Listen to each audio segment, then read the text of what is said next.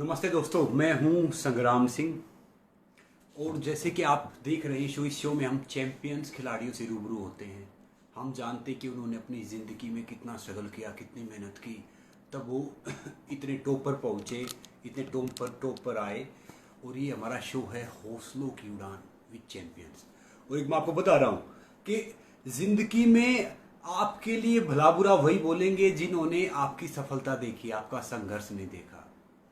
आज जिस खिलाड़ी से मिलने जा रहे हैं ना, उन्होंने अपनी ज़िंदगी में, अपनी लाइफ में इतनी मेहनत की है, इतना संघर्ष किया है कि वन ऑफ द इंडिया के टॉप सक्सेसफुल एथलीट बने हैं। तो मैं यही कहता हूँ कि इस दुनिया में सबसे बड़ा लॉस क्या है? इस दुनिया में सबसे बड़ा लॉस वो नहीं है कि भैया आपने सब कुछ हार गया, सब कुछ खत्म हो गया। इस दुनिया में सबसे बड़ा लॉस है अपना आत्मविश्वास खोना। तो जिंदगी में याद रखो कि अपना आत्मविश्वास हमेशा बना के रखो। और मैं कह रहा हूं कि जो टूट के ही मुस्कुरा देता है ना, जो टूट के ही मुस्कुरा देता है उसको कोई हरा नहीं सकता। और आज जिस मैं खिलाड़ी की बात कर रहा हूँ, इन्होंने तो इनसे लाखों यूथ इंस्पायर हुआ है, लाखों लड़कियों ने कुश्ती स्टार्ट की है। उन्होंने अपनी ज़िंदगी को सफल बनाया है, ज़िंदगी को एक प्रेरणादायी बनाया है। तो मैं वही कह रहा हूं कि भैया याद रखो कि इंसान की है ना दो चीजें क्या है कि जीते जी हम कुछ नहीं करते।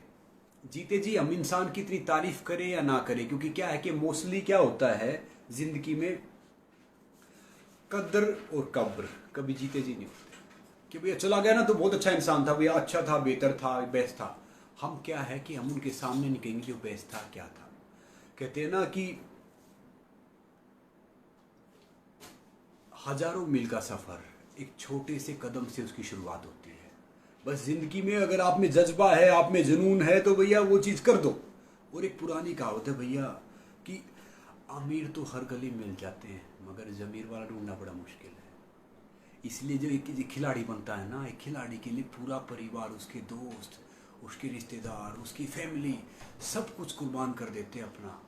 और खिलाड़ी भी सब कुछ लगा देता है सिर्फ एक उस लम्हे के लिए कि भैया कब वो भारतीय तिरंगे का मान बढ़ाए, कब देश का नाम रोशन करे। और उसके बदले क्या है कि अगर खिलाड़ी को इंजरी हो जाती है, चोट लग जाती है, तो सबसे बड़ा रिस्क है। उसके बावजूद वो ये परवाह ना करते हुए, ये सारी चीज़ ना करते हुए, वो देश के लिए खेलता है, देश के लिए बातें करता है और देश के लिए मेडल जीतता है। और हम 2 मिनट में उसको कर देते हैं भैया अच्छा ये अच्छा खेला, अच्छा इसने ये किया, अच्छा उसने वो किया, इसने ये कर दिया, तीसरे ने वो कर दिया। क्या है भैया, देखो बुराई वही करते हैं जो बराबरी नहीं करते, बुराई वही करते जो बराबरी नहीं कर सकते। और जो आज की खिलाड़ी है ना, इसने तो सारी हर चीज़ को, मैं कह रहा हूँ कि हर बात को झुठला दिया है अपने हार्ड वर्क से, अपनी मेहनत से, अपने डेडिकेशन से। ना सिर्फ इन्होंने स्पोर्ट्स में, इन्होंने जहाँ पे भी ये जा रहे हैं, जिस भी फील्ड में वो कर रहे हैं, वन ऑफ द टॉप कर रहे हैं। और हम बात करते हैं संघर्ष की, ताकि आप सब इंस्पायर हो जाएं, पॉजिटिविटी की, ताकि आप सब अपने करियर के पास पहुंचे। तो खिलाड़ी और कोई नहीं, ये खिलाड़ी है बबीता फोगाट। हमने इनकी दंगल फिल्म देखी, सबने दंगल फिल्म देखी, मगर दंगल फिल्म में क्या था कि एक चंद लम्हा था कि जो फिल्म आई, फिल्म बन गई।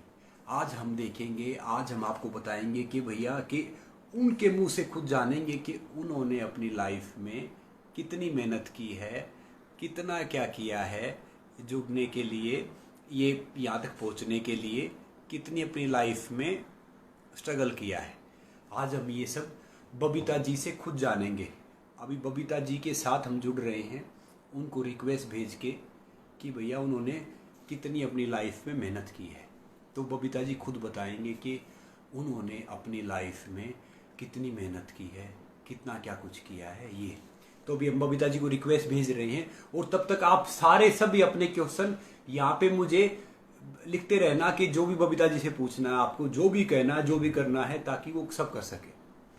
ठीक है, अभी हम उनको रिक्वेस्ट भेज रहे हैं। एक मिनट, एक मिनट, एक मिनट, एक मिनट।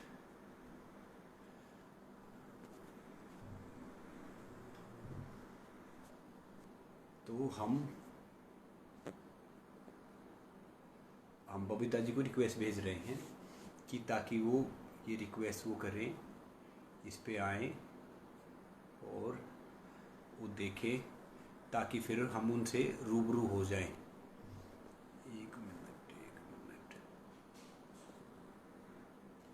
कि रूबरू हो जाएं कि भैया वो कैसे क्या वो कर रहे हैं। तो ये बबीता जी का देख रहे हैं, तो हम वेट कर रहे हैं। हमने उनको रिक्वेस्ट भेज दिया है कि उनके अप्रूवल होने का, कि बबीता फोगाट ऑफिशियल, हम फिर से एक बार उनको भेजते हैं। तो आप तब तक आप अपने क्वेश्चन हैं, ये सारी चीज़ हैं, ये आप पुट ऑन करते रहिए। जो जो आप चाहते कि उनसे आपको ये आंसर पूछना है, उनसे आपको ये चीज़ों करनी है, तो तब तक आप वो सारी चीज़ करते रहिए ताकि आप उनसे पूछ सकें। तो हम वही कोशिश कर रहे हैं कि वो आए और वो सारी चीज़ करें। इस शो का मोटिव यही है।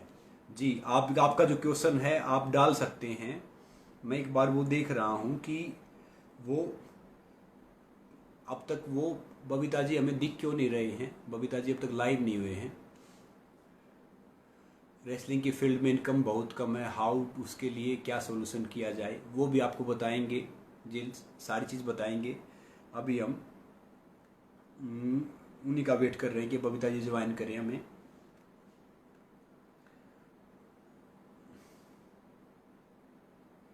तो वही हम वेट कर रहे हैं कि वो ज्वाइन करें और उनको हम रिक्वेस्ट भेज दें। हाँ, बबीता जी मिल गए हमें।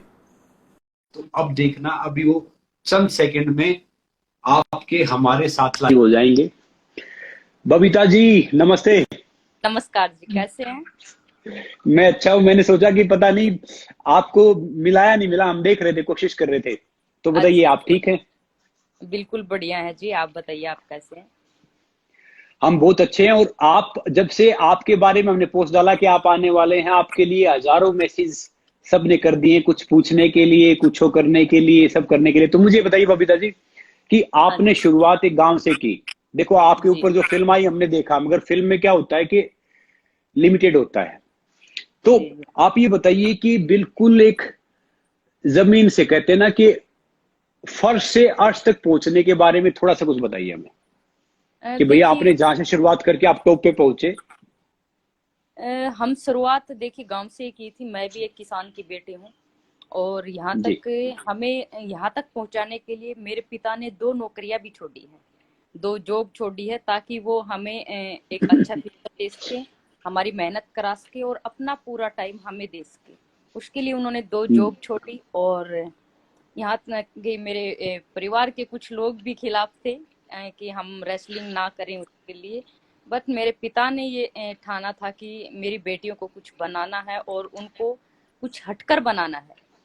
और जी। उन्होंने जब सोचा कि इनको रेसलर बना, क्योंकि 2000 में जब करण मल्लेश्वरी जी का मेडल आया तो उस टाइम हम बैठकर टीवी पे देख रहे थे, तो मेरे पिता ने सोचा कि ये भी किसी की बेटी है, अगर ये देश के लिए मेडल लेके आ सकती है तो मेरी बेटियां क्यों नहीं ला सकती। तो वहीं से उस दिन उन्होंने इंस्पायर होके और उसी दिन से उन्होंने शुरुआत कर दी और हमारी रेसलिंग स्टार्ट करवा दी। पहले तो मजाक मजाक में ही बच्चे को जैसे गुल्ली डंडे दे देते हैं खेलने के लिए, या कुछ भी कोई नया गेम खेलने के लिए दे देते हैं, तो वैसे ही हमें हम्म। दिया था। शुरू में तो बड़ा मजा आता था, लेकिन जब ट्रेनिंग हार्ड होती गई तो फिर हम उस हम्म। चीज से भागने लगे, उससे छुपने लगे। और छुपने इसलिए लगे क्योंकि मेरे पिता जो हैं वो कभी भी रेस्ट नहीं देते थे। उनकी यही समस्या थी कि उनका कोई संडे मंडे त्योहार या कोई भी दिन ऐसा नहीं होता था कि छुट्टी मन जाए। अगर छुट्टियां होती थी तो या तो बारिश का हम वेट करते थे कि बारिश हो जाए, या फिर वेट करते थे कि पापा कहीं बाहर चले जाएं किसी काम से, या फिर हम वेट करते थे कोई मेहमान आ जाए हमारे घर पे, ताकि हमें थोड़ा सा पापा का ध्यान इधर उधर हो जाए और हमारी थोड़ी मेहनत कम हो जाए। तो ये रहा कि लंबे क्योंकि पूरी जिंदगी, वही बात आपने बताया कि मूवी के अंदर नहीं दिखा सकते, हमारा स्ट्रगल था जी। वो बहुत जी। ज्यादा था। जो जी। हमने मेहनत की जिस तरह से, और हम सबसे लकी इस चीज में रहे कि हमें कोई इंजरी नहीं हुई, मेजर इंजरी नहीं हुई। वरना मोस्टली जो खिलाड़ी जिनको इंजरी हो जाती है तो उनका गेम छूट जाता है। और मैंने अब देखे हैं बहुत से खिलाड़ी जिन्होंने इंजरी की वजह से गेम छोड़ना पड़ा। तो हम इस चीज में लकी रहे कि हमें कोई सीरियस इंजरी नहीं हुई और हम एक मुकाम तक पहुंचे और जी जान लगाकर हमने मेहनत की। और अगर मेरे पिता की जगह कोई और कोच होता तो शायद हम इतनी मेहनत नहीं करते और हम वो अखाड़ा या कोच को छोड़कर घर वापस आ जाते। लेकिन हमारी मजबूरी थी, हमें कोई हमारे पास कोई चारा नहीं था, चांस नहीं था। घर में ही अखाड़ा था, पिता ही हमारे कोच थे, तो कोई चांस बचता ही नहीं था, तो मजबूरी में बस वही करना पड़ता था। कभी कभार हम मेहनत नहीं भी करते थे, छोड़ देते थे बीच में, मम्मी को बोलते हमें नहीं करनी पहलवानी, तो फिर पापा बोलते थे आके, तो फिर पहलवानी नहीं करनी तो अपने गोबर घेरना और ये झाड़ू पोछा करना और रोटी बनाना। तो एक दिन तो बनाते थे, फिर दूसरे दिन सोचते थे कि उससे तो ये पहलवानी बढ़िया है, यही कर लेते हैं। तो ये मतलब ऐसा रहा कि पापा के साथ, जब पापा से कोई चीज चाहिए होती थी हमें, कोई भी लगा लो, मान लो हमने साइकिल चाहिए है या कुछ और जो चीज हमें चाहिए होती है, तो हम पापा को मेहनत से खुश करते थे और पापा उसी से खुश होते थे। जब भी पापा खुश होते थे मेहनत से, तब उनसे कोई चीज हम मांगते थे, और जब वो मेहनत से नाराज हो जाते थे, मेहनत हम कम करते थे, तो वो चीज वापस ले लेते थे। एक बार का मुझे किस्सा याद है कि हम जी। पापा ने मतलब खुश होकर हमें स्कूटर ला कर दी थी। और स्कूल वाह। में हम जाते, क्योंकि हमारा स्कूल जो जुकला में पड़ता है, तो 3-4 किलोमीटर पड़ जाता है, तो डेली हम हमारा अप डाउन पैदल स्कूल में जाना, पैदल ही वापस आना होता था, और वो भी इतनी मेहनत करने के बाद। तो फिर हमने सोचा कि क्यों नहीं पापा से स्कूटर या साइकिल ली जाए, तो स्कूटर मंगाई पापा से, तो पापा खुश होके ला दी पापा ने स्कूटर। और फिर एक बार ऐसा हुआ कि हमने थके हुए थे, मेहनत कम की, तो वो स्कूटर की बोले मेरी स्कूटर की चाबी दे दो और मेरी स्कूटर यहाँ पे खड़ी कर दो और तुम्हें कभी नहीं मिलेगी स्कूटर। तो फिर वो स्कूटर दोबारा लेने के लिए मैं फिर और ज्यादा मेहनत करनी। तो ये थोड़े खट्टे मीठे अनुभव रहे हैं, बट ये था कि बहुत अच्छा हमारा बचपन जो है मेहनत के साथ साथ बहुत अच्छा बीता, क्योंकि सारे बहन भाई साथ में रहते थे। मार भी पड़ती थी तो सभी को साथ पड़ती थी, पिटाई हमारी होने के बाद भी हम लोग, पापा जब चले जाते थे हमारी पिटाई करके, हम मेहनत नहीं करते थे, तो सारे साथ में बैठ के अपना दुख बांट लेते थे, हंस लेते थे, पापा का मजाक बना लेते थे। बस उसी में काफी अच्छा अनुभव रहा है जिंदगी का, और कुछ खट्टी मीठी यादें हैं। अच्छा बबीता जी, मुझे ये बताइए कि देखो, कुछ हमने देखा है, कुछ सबको पता है कि फिल्म में तो थोड़ा सा दिखाते हैं जी जी। कि जब रेसलिंग स्टार्ट की थी, जब आप रेसलिंग में आए, तब लड़कियों को तो मतलब स्कूल में पढ़ने भी नहीं भेजा जाता था बाहर, मुश्किल से। बिल्कुल बिल्कुल। तो बिल्कुल वो ठीक वो कहा। वो क्या पीरियड था?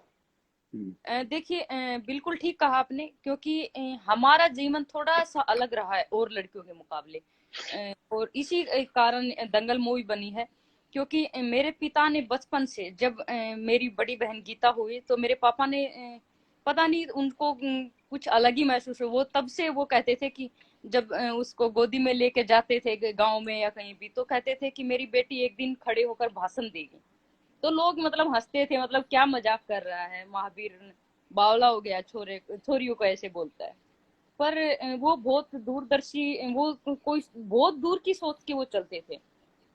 और फिर उसके बाद मैं हो गई, तो उसके बाद क्योंकि मेरी दादी जी चाहती थी कि लड़का हो, लड़के की चाहत में हम 4 बहनें हो गए।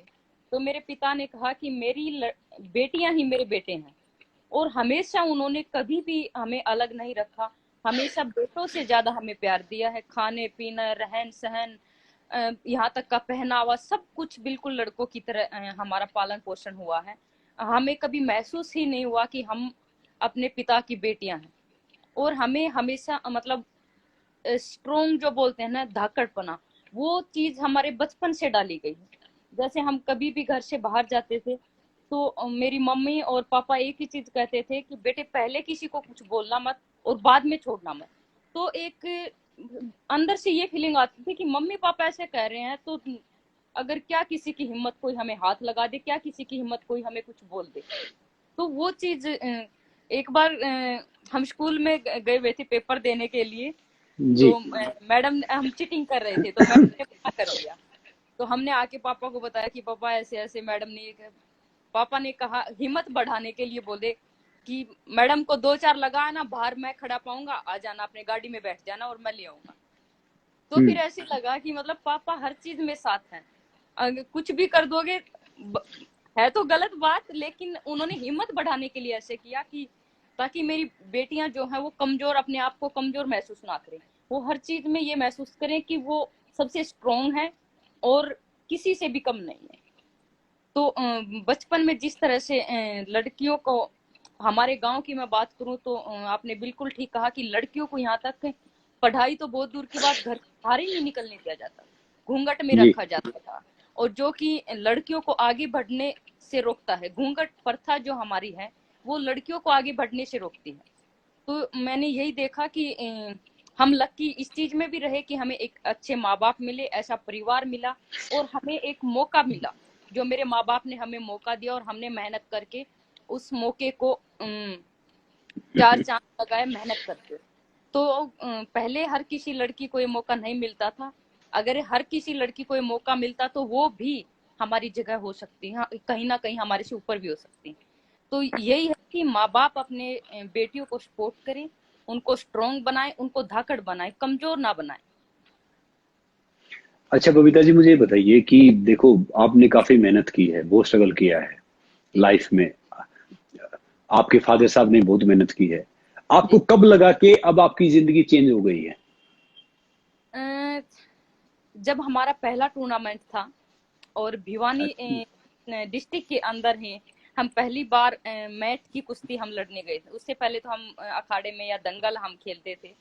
तो वहां पे क्या हुआ कि फाइनल हम, क्योंकि मेरा और गीता का वेट, हम अंडर वेट में आते थे, मतलब सबसे कम वेट वाले, तो 32 या 35 केजी वेट में हम लड़े थे और दोनों का ही उससे कम था।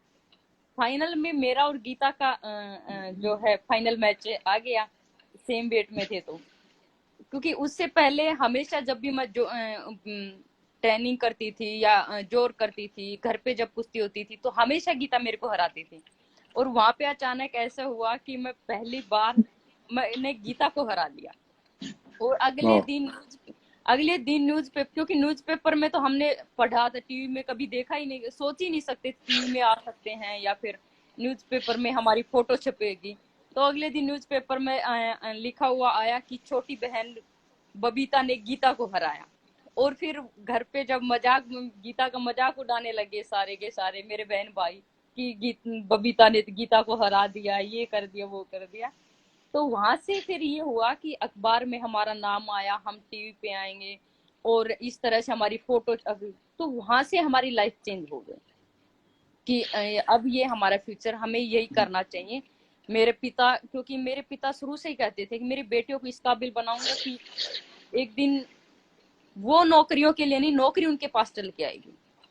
या फिर जी। कई बार ये बोल देते थे कि मेरी बेटियों को इस काबिल बनाऊंगा कि वो लड़कों को देखने नहीं बल्कि लड़के उनको देखने आए, कि मतलब जी। पापा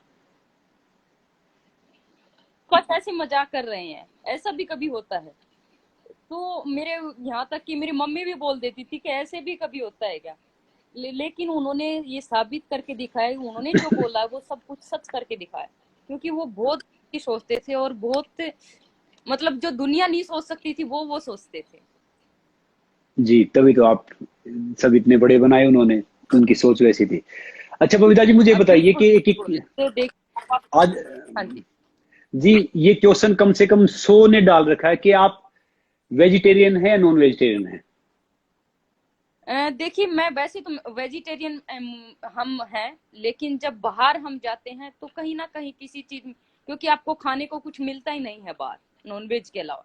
आप कितनी कोशिश कर लो, किसी ना किसी चीज में आपको नॉनवेज, आपको खुद ही नहीं पता चलेगा कि आपने किस चीज में खा लिया है। और जी। फिर अगर आप इतनी मेहनत करके अगर आप बाहर जाते हैं, क्योंकि हम मोस्टली अपने घर से भी लड्डू या कुछ और कुछ खाना हम बनवा के लेके जाते हैं। हमने बहुत बार कोशिश की हम नॉनवेज ना खाएं, लेकिन फिर भी हम जब बाहर जाते तो बहुत सी चीजों में हम खा जाते थे, हमें पता ही नहीं चलता था। जी। वैसे मेरा फेवरेट फूड जो है वो वेजिटेरियन है, मैं वेजिटेरियन ज्यादा खाती हूँ। जी, उस पे मैं आऊंगा। अच्छा, आपका पहला इंटरनेशनल टूर्नामेंट कब था? कब आपने खेला? मेरा पहला इंटरनेशनल टूर्नामेंट 2005 में था, 2005 में।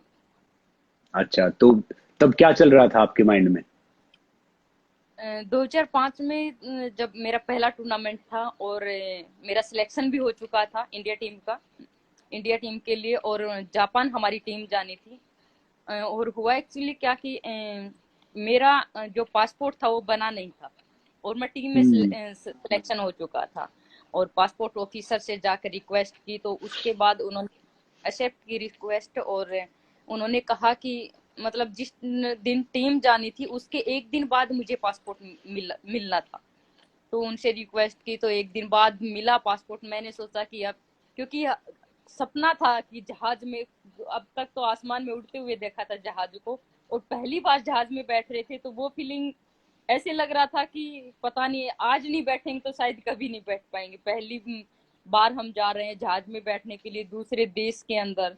तो वो अपने आप में एक बहुत बड़ी काल्पनिक चीज थी कि जो चीज हमने नहीं सोची थी वो चीज हो रही है। तो बहुत अच्छा भी लग रहा था और बुरा इसलिए लग रहा था कि पूरी टीम जा चुकी थी, मैं अकेली रह गई। कि अब तो मुझे लगता है कि पॉसिबल नहीं होगा जाना। लेकिन दूसरे दिन जब मुझे पासपोर्ट मिला और बॉयज की टीम जानी थी, उनके साथ मुझे भेजा गया, और मैं जब गई तो फिर मेरा सिल्वर मेडल आया था वहां पे, और मैं रो रही अच्छा। थी सिल्वर मेडल आने के बाद। तो मेरे कोचेज जो थे वो कह रहे कि अरे सिल्वर मेडल आया, तू रो क्यों रही है। मैं मैं बोली कि सिल्वर, मन में सोच रही कि सिल्वर मेडल से क्या होगा, पापा तो कहते हैं कि गोल्ड लाना है, गोल्ड तो गोल्ड होता है। तो वो गोल्ड तो आया ही नहीं, पापा जाते ही पिटाई करेंगे, डांट लगाएंगे। तो मेरे दिमाग में सिर्फ वही चीजें चल रही थी। लेकिन मैं कैसे समझा उसको, कोच बोले कि सिल्वर आए ये छोटी बात नहीं है, बहुत बड़ी बात है। मैंने कहा जी सिल्वर नहीं, पापा तो बोलते हैं कि गोल्ड ही लेके आना है। तो गोल्ड तो मेरा आया नहीं, और गीता मेरे साथ थी उस टाइम, गीता का गोल्ड आया था। तो फिर अच्छा, कोई और ज्यादा। हाँ जी। ये टूर्नामेंट कौन सा था? ये कैडिट का था जी, अच्छा, कैडिट क्रेडिट चैंपियन। कार्ड। हाँ जी। तो मुझे बताइए बबीता जी कि देखिए, अब आपकी लाइफ के बारे में काफी तो हम जानते हैं, काफी कुछ फिल्में सबने देखा है, काफी कुछ पढ़ा है। जी आपकी जिंदगी में आप ऐसी क्या चीज है जो आपको इंस्पायर करती है आगे बढ़ने के लिए हर फील्ड में? देखिए सबसे ज्यादा इंस्पायर मेरी मेहनत मैं कहूंगी, और मेरे पिता की प्रेरणा हमेशा। मेरे पिता जब भी किसी चीज का हमें ये लगता है कि डाउट होता है, या कोई भी चीज कभी ऐसे लगता है कि पता नहीं हो पाएगा नहीं पाएगा, तो हम पापा से बात करते हैं, और उसी टाइम वो हमेशा एक ही चीज कहते हैं कि करो, मैं खड़ा हूं तुम्हारे पीछे। तो फिर वो सारा डर निकल जाता है कि पापा खड़े हैं, संभाल लेंगे। तो वही सबसे ज्यादा हमारे लिए प्रेरणा और इंस्पायर मैं कहूंगी कि मेरे पिता हैं। और उसके बाद हम जो हमें प्रेरणा देती है वो हमारी मेहनत है, क्योंकि मैं मेहनत पे बिलीव करती हूँ। देखो, जब आपने कॉमनवेल्थ में गोल्ड जीता, जी तो क्या चल रहा था आपके माइंड में? क्योंकि तब पहले क्या होता था कि पहले मेडल कम आते थे, पहले सिर्फ पार्टिसिपेट करने के लिए जाते थे मोस्टली, कि जी जो मिल जाएगी। जब जी। आपने गोल्ड मेडल जीता तो क्या चल रहा था आपके माइंड में? देखिए मैंने पहली बार जब गोल्ड जीता कॉमनवेल्थ में, तो उसकी भी थोड़ी सी हिस्ट्री अलग है।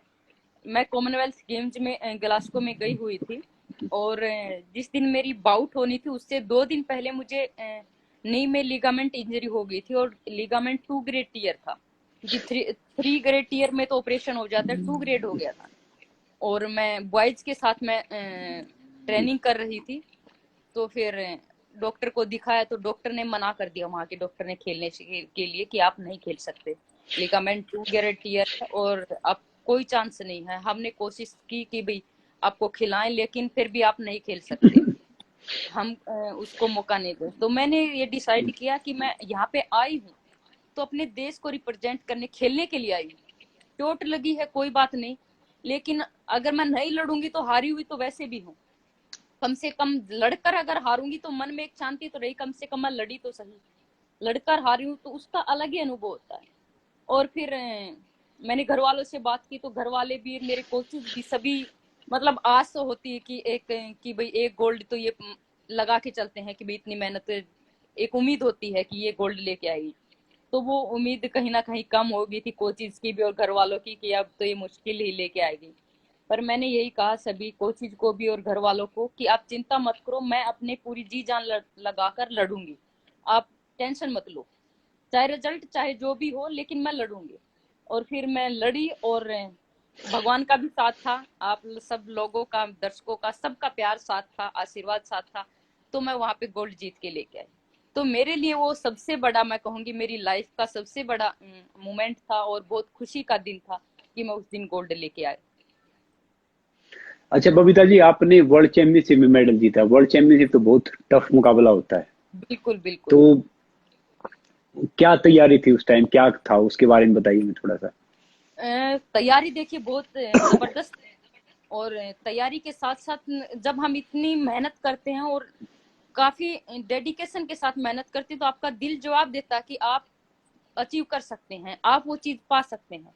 जो इम्पॉसिबल होती है वो चीज भी आप पॉसिबल कर सकते हो। तो मैं वर्ल्ड चैंपियनशिप के अंदर मेरी जापानीज के साथ मेरी सेमीफाइनल बाउट थी, सेमीफाइनल। और सब, क्योंकि हमारे क्या है कि जापानीज या फिर चाइना के जो होते हैं, उनसे उन वो हमारे उसमें वेट कैटेगरी में और हमारे जो टाई में होते हैं, तो कहीं ना कहीं उनसे डरते हैं मोस्टली जापानीज, क्योंकि जापानीज टॉप वुमेन्स में टॉप पे हाँ। है रेसलिंग में। जापान टॉप है। तो फिर जी जी हाँ जी। जी, तो फिर ये होता है कि जापानीज हमारी टाइम में है तो वो डरते। मैं कभी भी यही रहा कि मैं डरी नहीं कभी भी, चाहे कोई भी हो मेरे टाई के अंदर। तो जापानीज के साथ आई तो साक्षी ने पूछा कि तू इसको हरा लेगी, साक्षी मलिक ने। मैंने अच्छा, तुरंत साक्षी ने। हाँ, मैं उस, क्योंकि अगली बाउट उसके साथ ही थी और मैं बैठ के देख रही थी उसकी बाउट। मैंने कहा मैं इसको आराम से हराऊंगी। साक्षी भी एकदम से ये होगी कि इतनी आराम से कह रही कैसे। और जब मेरी सेमीफाइनल बाउट हुई, मैं पहला राउंड उससे हार गई थी, और उसी दौरान मुझे नी में भी चोट लग गई थी। जो फितले हम बोलते हैं ना, फितले बांध के उसने घुमाया, तो मैंने वहां पे रोकने की कोशिश की, लेकिन वो थोड़ा सा घुटने पे प्रेशर आ गया, तो दर्द भी हो गया था काफी उसके। लेकिन ये था कि मैं जीतूंगी उससे, पता नहीं मेरा दिल कह रहा था बार बार। तो मैंने सेकंड राउंड जीता, थर्ड राउंड जीता, और मैं फिर फाइनल में पहुंची, सेमीफाइनल पहुंची, सॉरी क्वार्टर फाइनल था। तो फिर साक्षी मैं जीत के जब आई जापानीज के साथ, तो साक्षी बोली तू तो ठीक ही कहती थी कि तू जीत। मैंने कहा मैंने इसकी कुश्ती देखी, मेरी कुश्ती देखते ही मुझे समझ आया कि मैं इसको आराम से हरा सकती हूँ। बोले नहीं नहीं, बिल्कुल तेरा जो हौसला है, सारी चीज बहुत अच्छी है, और बहुत अच्छे से जीती है। और उसने वहीं पे भी यही हुआ कि वर्ल्ड चैंपियनशिप के अंदर आपने बिल्कुल ठीक है, बहुत टफ मुकाबला होता है, क्योंकि ओलंपिक जी में मेडल जीतना बल्कि उससे आसान होता है, वर्ल्ड चैंपियनशिप में टफ होता जी। है। और सेम वही चीज मेरी ब्रॉन्ज के लिए बाउट आई, तो वही चीज था दोबारा कि अगर अभी भी नहीं जीत पाई तो मेरे मैं कभी नहीं जीत पाऊंगी। मैंने अपनी जो जी जान, जो पूरी ताकत थी, वो मैंने लगा दी थी, और उसके बाद मैंने ब्रॉन्ज जीता था। वाह। आपने मेडल तो हर टूर्नामेंट में जीते हैं। आप ओलंपिक में गए हैं, आपने एशिया चैंपियनशिप में जीता, सब जीता है। अच्छा मुझे बताइए कि ढेर सारे पूछना चाह रहे हैं कि आप कितना वर्कआउट करते हो, कितने घंटे वर्कआउट करते थे वर्कआउट आप। वर्कआउट का तो वैसे तो कोई देखिए कोई लिमिट नहीं होती, कितना भी कर सकते हैं, जब तक आपके पास जुनून है, आपके जब तक आपका दिल को तसल्ली नहीं होती, आप कितना भी वर्क कर सकते हैं। बाकी 2.5-3 घंटे मॉर्निंग और 2.5-3 घंटे इवनिंग में हो जाता है। और कभी कभी बत, जब टूर्नामेंट नजदीक होता है तो हमें 3 टाइम भी मेहनत करनी पड़ती है। तो मतलब 7 से 8 घंटे हो जाता है। हाँ, अच्छा, 7 से 8 घंटे हो जाता है। तो बबीता जी आप मुझे बताइए कि आपका डेली रूटीन क्या रहता है जब आप मैच खेलते हैं। नॉर्मली तो सुबह से शाम तक आप कितने बजे उठते हैं, क्या क्या करते हैं। मैं 5 बजे उठ जाती हूँ। हम्म। अभी अभी की मैं बता रही हूँ कि 5 बजे उठ जाती हूँ, अपने प्रैक्टिस करती हूँ घर के अंदर ही। और हम्म। उसके बाद अपने बादाम पानी पिया, और थोड़ा बहुत अपने बैठ के थोड़े से गप्पे सप्पे मार लिए घर वालों के साथ, परिवार के साथ, और थोड़ा बहुत घर का काम कर लिया। फिर उसके बाद हम्म। नहा धो के आराम से फिर अपनी मैं बुक्स पढ़ती हूँ, क्योंकि किताबें पढ़ने का मुझे शौक है। और उसके वाह। बाद फिर मैं रेस्ट करती हूँ थोड़ा बहुत दिन के अंदर। फिर उठकर फिर मैं थोड़ी देर बुक पढ़ती हूँ, और फिर शाम को इवनिंग में फिर थोड़ा कुछ खा पी के और अपनी प्रैक्टिस करती हूँ।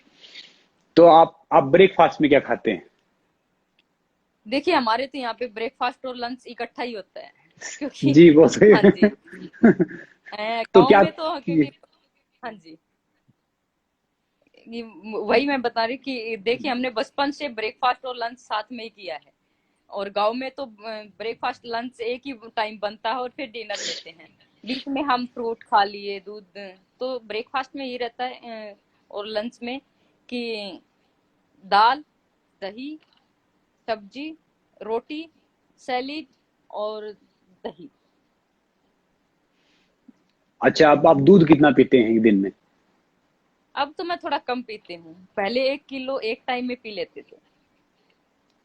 अच्छा। एक डेढ़ और डेढ़ घी? किलो हाँ। अच्छा, रोटी। 1.5 किलो दूध एक पीते थे? 1.5 kg दूध एक टाइम पे हाँ पी जी। लेते थे आप पहले? हाँ जी। अच्छा। अच्छा, तो अब मुझे बताइए कि जी आप घी कितना खाते हैं? देखिए कोई लिमिट तो है नहीं, पर जितना भी और सब्जी सभी के अंदर डाल ये के या रोटी पे। एक मिनट में रोकना चाहूंगा आपको। आपके जो हाँ जी। 1000 क्वेश्चन आए ना, उसमें से 700 ये थे कि उनकी डाइट पूछना, तो इसलिए मैं पूछ रहा हूँ अच्छा, डाइट। स्पेशली। हाँ। तो डाइट आप में घी कितना भी खाते? हम, क्योंकि वेट को कंट्रोल करना होता है तो घी हम कम खाते हैं, घी और मीठा। क्योंकि खिलाड़ी के लिए जब अगर आपको कुछ अचीव करना है, कुछ बनना है, तो आपको घी और मीठा जो है वो खिलाड़ी को थोड़ा सा अवॉइड रखना चाहिए, चाहे कोई भी खिलाड़ी हो। घी और मीठा जो है हमारी स्पीड को रोकता है। फैट जब हमारे शरीर में ज्यादा होता है, थोड़ा बहुत लेना चाहिए, बिल्कुल ये नहीं कि बिल्कुल ही नहीं ले, थोड़ा सा लेना चाहिए, लेकिन हमें उसके साथ कंट्रोल भी करना चाहिए। और हमारी वेट कैटेगरी आपको तो पता ही है कि वेट लूज करना होता है हर टाइम, जी जी तो जी जी। उससे तो हमें दूरी रखनी पड़ती है। तो तो प्रोटीन बबीता जी डाइट मुझे, ज्यादा। जी प्रोटीन डाइट ज्यादा लेनी चाहिए। तो बबीता जी मुझे बताइए कि जो आपको ढेर सारे एस्पायरिंग यूथ देख रहा है, ढेर सारे आपको सुन रहे हैं, जी। अगर उनको अच्छा स्पोर्ट्समैन बनना है, उनको बबीता फोगाट जैसा अच्छा स्पोर्ट्समैन बनना है या आगे आना है, तो उनको अपनी जिंदगी में क्या करना चाहिए? उनको सबसे पहले उनकी लाइफ में डिसिप्लिन होना चाहिए।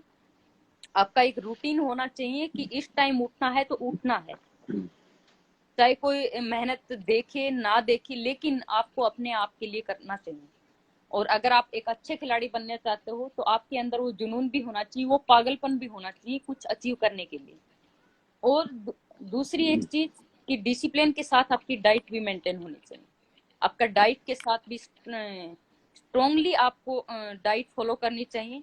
आपको घी, मीठा, ये सब चीजें अवॉइड करनी चाहिए। प्रोटीन डाइट लेनी चाहिए, जैसे हम स्प्राउट होते हैं कि मूंग, चने, और उसको हम उगा लेते हैं 1-2 दिन के लिए, तो वो सबसे बेस्ट होता है। अगर आप शॉर्टकट ना अपनाएं, क्योंकि बहुत से खिलाड़ी क्या करते हैं कि जल्दी कोई चीज को अचीव करने के लिए शॉर्टकट अपनाने की कोशिश करते हैं, क्योंकि मेहनत का कोई शॉर्टकट नहीं होता। आप औरों के मुताबिक 1 घंटे ज्यादा मेहनत करोगे तो वो आपके काम आएगी, वही मेहनत जो है वो आपको ऊपर लेके जाएगी। तो सबसे मेन जरूरी है कि डिसिप्लिन और डाइट और फिर रेस्ट, तीनों चीज होनी चाहिए। अच्छे से खाए पिए भी और रेस्ट भी अच्छे से करें, और अच्छी किताबें पढ़ें। पढ़ाई की नॉलेज भी होनी चाहिए, पढ़ना भी चाहिए, क्योंकि वो भी हमारे, जितना हम पढ़ेंगे, जितना हमारे दिमाग को हम जितने विचार हम पॉजिटिव विचार हम दिमाग में डालेंगे, तो हमारा दिमाग भी और बॉडी जो है वो उतनी ही एक्टिव होगी। तो ये सारी चीजें, ये जरूरी नहीं कि आप पढ़ के LLB बने या डॉक्टर बने, इंजीनियर बने, नहीं। पढ़ाई इसलिए भी जरूरी है कि आपके जो एथलीट बनने के लिए भी वो स्पोर्टिव है। आपका माइंड चलेगा उसके हिसाब से, आपके दिमाग में हजारों विचार आएंगे, आप उसका सॉल्यूशन निकालेंगे, आपकी कमियां आप खुद निकालने लगे, उन कमियों को दूर खुद करने लग जाएंगे। और जब हम खुद में कमियां निकालने लग जाते हैं तो आधे कोच तो हम ही बन जाते हैं। और खिलाड़ी जो है, कहते हैं कि खिलाड़ी आज फिजियो भी होता है, डॉक्टर भी होता है, एथलीट भी होता है, और कोच भी होता है। तो खिलाड़ी के जी। अंदर ये बहुत सारी चीजें होती हैं। और क्योंकि मोस्टली खिलाड़ी जो है वो शॉर्टकट अपनाने की कोशिश करते हैं, तो मैं इस चीज के ऊपर ज्यादा फोकस करूंगी कि शॉर्टकट ना अपनाकर अपनी मेहनत पे फोकस करें। क्योंकि जो खिलाड़ी, आप कितना भी आप शॉर्टकट अपनाने की कोशिश, जो खिलाड़ी आपसे 1 घंटा ज्यादा मेहनत करता है, 2 घंटे ज्यादा मेहनत करता है, वही खिलाड़ी सफल होता है और वही खिलाड़ी आगे जाता है। तो तो आप बबीता जी, जी। जी, मुझे ये बताइए कि ये परफेक्ट मैसेज था, जो सभी वो जो मैसेज आ रहे हैं वो सभी यही कर रहे हैं, अच्छा है। तो मुझे ये बताइए कि आपकी जिंदगी का अभी टारगेट क्या है, नेक्स्ट टारगेट क्या है आपकी लाइफ का? देखिए, फिलहाल मैं काफी सीरियस इंजरी के ऊपर हूँ, और चांस शायद कम ही है मेरे आगे बढ़ने का। तो अभी मैं रिकवर कर रही हूँ, बाकी पहले से बेटर है। और जब भी मैं वापसी करूंगी तो देखिए, मेरा टारगेट जो है ओलंपिक ही है, और बाकी सब तो जीत चुके हैं, ओलंपिक ही बाकी बचा है, तो वही टारगेट है। जी। अच्छा बबीता जी, अब हम आपके साथ है ना एक रैपिड फायर खेलेंगे। इसमें जी। आपको ज्यादा सोचना नहीं है, बस आप ओके। जल्दी जल्दी वो जवाब दे देना। जी। अच्छा बबीता जी, एक क्वेश्चन और सब पूछ रहे हैं कि जैसे फिल्म में दिखाया गया कि आमिर खान साहब गांव में मीट स्टार्ट करवाया है, ये मुझे ढेर सारे क्वेश्चन आ रहे हैं। तो हाँ जी। आप तो गांव में तो वेजिटेरियन रहते थे मेरे हिसाब से, वो तो फिल्म जी। का था। जी। जी। जी। हाँ, वो फिल्म फिल्म का था। तो मैं आपके जी। साथ रैपिड फायर खेल रहा हूँ। जी। आपका फेवरेट खाना? शाही पनीर और खीर चूरमा। खीर चूरमा, मीठे में खीर चूरमा, वैसे शाही पनीर। यस। अच्छा, आपकी जिंदगी में दो इंसान जो आपके सबसे करीब हैं। मेरे पिता और मेरे हस्बैंड। अच्छा, आपके पिता और आपके हस्बैंड, वाह। विवेक जी। अच्छा। अच्छा, मुझे बताइए कि आपका फेवरेट हॉलीडे डेस्टिनेशन इंडिया में, आप छुट्टी मनाने के लिए कहाँ जाना पसंद करेंगे? जम्मू कश्मीर। जम्मू कश्मीर। हाँ जी। और वर्ल्ड में जाना हो तो कहाँ जाना पसंद करेंगे? मुझे देखिए इंडिया ज्यादा पसंद है। वर्ल्ड में वैसे तो मैं घूम चुकी हूँ, पर मुझे इंडिया से बेस्ट मुझे नहीं लगता कोई जगह होगी। जी, इंडिया बेस्ट है। हाँ जी। अच्छा, आपका फेवरेट पॉलिटिशियन? प्रधानमंत्री नरेंद्र मोदी जी। चलो, नरेंद्र मोदी जी। अच्छा, आपका फेवरेट स्पोर्ट्स पर्सन इंडिया में कौन है? फेवरेट स्पोर्ट्स पर्सन मेरे सुशील कुमार जी, और मेरी सिस्टर गीता जी। गीता। गीता। अच्छा। और वर्ल्ड वाइड आपका फेवरेट स्पोर्ट्स पर्सन कौन है? शावरी योशिदा एंड हेलन मोरिसिस। जो अमेरिका से हो, जो। हाँ, हेलन मोरिसिस अमेरिका से हैं, और शावरी योशिदा जापानीज हैं। जी। अच्छा, मुझे बताइए कि मान लो आपके जब बायोपिक बनी आप दोनों के ऊपर, जी। आ, अब आपके ऊपर फिल्म बनती है आगे चल के, क्योंकि अभी तो आप लाइफ में बहुत कुछ करोगे, तो जी। आप किसको चाहें कि आपका रोल करे? देखिए, मैं तो खुद को ही चाहूंगी। और बाकी मैं कहूंगी कि कंगना रनावत। कंगना रनावत आपका रोल करे। आपका फेवरेट एक्टर कौन है? मेरा favourite actor Sunny Deol and Salman Khan. Sunny Deol, Salman Khan. हाँ। और आपकी फेवरेट एक्ट्रेस कौन है? देखिए, वैसे तो बहुत सारी हैं, पर रेखा मेरी फेवरेट है। अच्छा, रेखा आपकी फेवरेट है। हाँ जी। अच्छा अच्छा, मान लो कि आपको और विवेक जी को एक दिन के लिए बाहर जाना है, डेट पे, डिनर डेट पे या कॉफी डेट पे किसी के साथ, तो आप दोनों किसके साथ जाना पसंद करोगे? मेरी सिस्टर के साथ। अच्छा, गीता जी के साथ जाना पसंद करेंगे। हाँ। हाँ जी। अच्छा, ये बताइए कि बबीता जी, अब आप सेकेंड इनिंग आप खेल रहे हैं पॉलिटिक्स में, राजनीति में। हाँ तो जी। आपका राजनीति में आने का मकसद क्या है, पॉलिटिक्स में आने का? मेरे पॉलिटिक्स में आने का मकसद यही है कि देखिए, जो लोगों ने इतना प्यार सम्मान हमें दिया, क्योंकि एक टाइम के बाद आपको कुछ ना कुछ तो करना ही है। तो लोगों ने जो हमें इतना दिया है, तो हम समाज में कुछ अच्छा हम कर सकें, कुछ अच्छी चीजों का बदलाव ला सकें, और लोगों को कुछ अच्छे मैसेज हम दे सकें। और जो चीजें हमने अनुभव किया कि लाइफ में ये सब चीज ठीक होनी चाहिए, तो यही मेरा मकसद है कि हम उन चीजों को ठीक करें, और जो परेशानियां हमें हुई, वो परेशानियां हमारे आगे आने वाले खिलाड़ियों को न हो, और जो गांव की जो और लोग हैं उनको जो परेशानियों का सामना करना पड़ता है, हम एक इस प्लेटफॉर्म के थ्रू उनको मैसेज दे सकें, और उनको बदलाव के लिए हम प्रेरित कर सकें। जी। आप अपने आप को, जो आपका एक टारगेट है, एंड में कहाँ देखना चाहेंगे कि मतलब भैया ये मेरा विश है, ये मेरा ड्रीम है कि मैं वहां पहुंच गई? तो आप अपनी जिंदगी में क्या सब, आपने बहुत कुछ अचीव कर लिया है, बहुत कुछ पा लिया है, मगर जी। एक आपका अल्टीमेट गोल क्या है? अल्टीमेट गोल मेरा देखिए यही है कि मैं लोगों के बीच में रहूं, और लोगों की सेवा करूं। और सेवा करने का मुझे लगता है कि कोई भी लिमिट नहीं होती, आप कितनी भी सेवा कर सकते हैं। अच्छा, अगर मान लो कि आप स्पोर्ट्स मिनिस्टर बनते तो आप क्या चेंज करेंगे सबसे पहले? बहुत सी चीजें हैं। एक तो खिलाड़ियों के जो सबसे मेन जरूरी चीज है कि क्योंकि खिलाड़ियों को इंजरी होती है तो एक लाइफ उनका इंश्योरेंस हो, ताकि वो अपना अगर खिलाड़ी जो छोटे से लेकर बड़े तक उनका स्पोर्ट्स का चाहे स्कूल को लेके हो चाहे वो कॉलेज को लेके हो, वैसे तभी गवर्नमेंट ने स्टार्ट किया है खेलो इंडिया और यूनिवर्सिटी खेलो यूनिवर्सिटी। पर सबसे मेन जरूरी है कि उनका इंश्योरेंस होना चाहिए, लाइफ इंश्योरेंस, ताकि वो और अगर किसी खिलाड़ी को इंजरी हो जाती तो वो अपना रिहैब अच्छे से करा सके, अपना ट्रीटमेंट अच्छे से करा सके और फिर वापसी अपने गेम के अंदर कर सके। एक बबीता जी, एक मैसेज दीजिए आप दिल से, जो आप चाहते हैं कि आपका मैसेज सब तक जाए, यूथ तक जाए, सब तक जाए, जिससे उनको फायदा हो।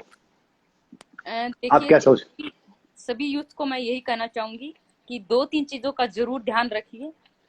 एक तो कि आप अगर खिलाड़ी हैं या नहीं है, तो क्योंकि हमारा जो यूथ है आज का यूथ वो ड्रग्स और नशे की तरफ ज्यादा बढ़ रहा है। तो सबसे मेन चीज ये है कि हम ड्रग्स को और उससे नशे से दूर रहें, क्योंकि हमें अगर नशा करना है तो मैं सबसे अच्छा नशा बताऊं कि आप खेल का करिए, क्योंकि खेल भी एक नशा है। आपको ही पता होगा संग्राम जी, आप इतनी मेहनत करते हैं, अगर आप एक दिन मेहनत नहीं करेंगे तो आपका दिन कैसे बीतता है, सेम वही नशा कि आपका दिन पूरा आलस के साथ बीतेगा और आपको ऐसे लगेगा आप मतलब कुछ मिस कर रहे हैं। तो ये भी एक नशा है। अगर आपको नशा करना है तो आप खेल का कीजिए, कुछ अच्छी चीजों का कीजिए, ताकि आपको भी फायदा हो, माँ बाप को भी अच्छा लगे और आप समाज में भी कुछ अच्छा मैसेज दे पाए। और कोई भी अगर आप लक्ष्य, अगर कोई मंजिल आप अचीव करना चाहते हैं तो डिसिप्लिन में रहें, मेहनत करें और उस पे दिन रात एक ही फोकस। ये नहीं कि आज मैंने कुश्ती को चुन लिया कल बास्केटबॉल चुन लिया, दो तरह नहीं डगमगाना है। एक लक्ष्य रखना है, फोकस रखना है और उसके ऊपर मेहनत करनी है। और दुनिया की ऐसी कोई ताकत नहीं है कि जो आपको आपके लक्ष्य से भटका सके और आपके लक्ष्य से दूर कर सके। और पॉजिटिव रहना है, सबसे मेन चीज ये भी है कि पॉजिटिव रहना है, पॉजिटिव लोगों के पास बैठना है, पॉजिटिव लोगों के पास रहना है। थैंक यू बबीता जी, आपका इतना मैसेज दिया। एक लास्ट क्वेश्चन और बताइए कि पूछ रहे कि स्पोर्ट्स में आने के लिए कोई एज लिमिट होता है या किस उम्र में खिलाड़ी को स्पोर्ट्स स्टार्ट करना चाहिए आपके अनुसार? एक जब तक आपकी बॉडी साथ देती है, वैसे कोई लिमिट नहीं होती, जब तक आपकी बॉडी साथ देती है तब तक आप खेल सकते हैं और कभी भी शुरू कर सकते हैं। लेकिन ये है कि बचपन में जब हम थोड़ी 7-8 साल की उम्र में जब हम स्टार्ट करते थे, क्योंकि बच्चा जो भी चीज देखता है वो बहुत जल्दी कैच करता है उस चीज को, बच्चे के अंदर डर नहीं होता। हम छोटे से बच्चे को आसमान में उछालते हैं, उसको डर नहीं होता कि वो गिर जाएगा, क्योंकि उसको भरोसा होता है। और जब हम बड़े हो जाते हैं तो वही चीज हमें अगर कोई ऐसे उछाल दे तो वो डर के मारे मतलब ऐसे लगा कि दोबारा तो हम जाएंगे नहीं। तो वही चीज होती है कि बच्चे को कोई भी चीज सिखाओगे वो जल्दी कैच करेगा और जल्दी सीखेगा। और एक थोड़ी सी अगर हम बड़े होके वो चीज सीखेंगे तो उसमें टाइम लग जाता है।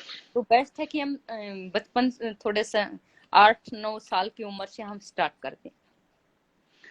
थैंक यू बबीता जी, हम सबको इंस्पायर करने के लिए। हम दुआ करेंगे, सबकी दुआ के जो आप चाहते हो जिंदगी में वो आपको मिले और आपकी सारी इच्छा पूरी हो। थैंक यू सो मच जी आने के लिए। सभी का बहुत बहुत धन्यवाद, सभी का बहुत बहुत प्यार आशीर्वाद, बहुत बहुत धन्यवाद जी। थैंक यू जी, थैंक यू सो मच।